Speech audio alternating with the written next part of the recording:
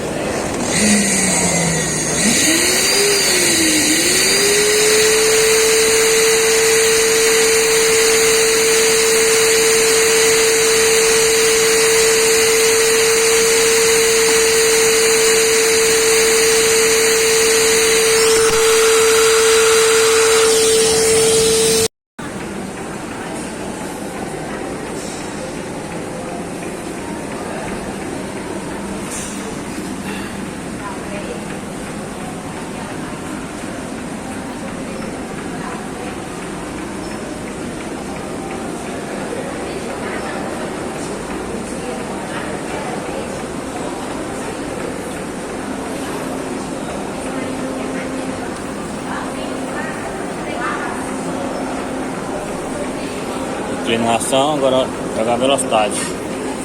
Vamos ver se vai continuar o barulho.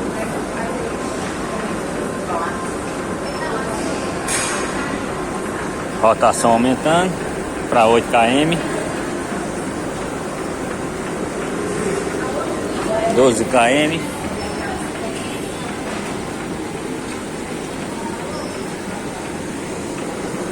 Isso aí. Resolvido o problema da esteira.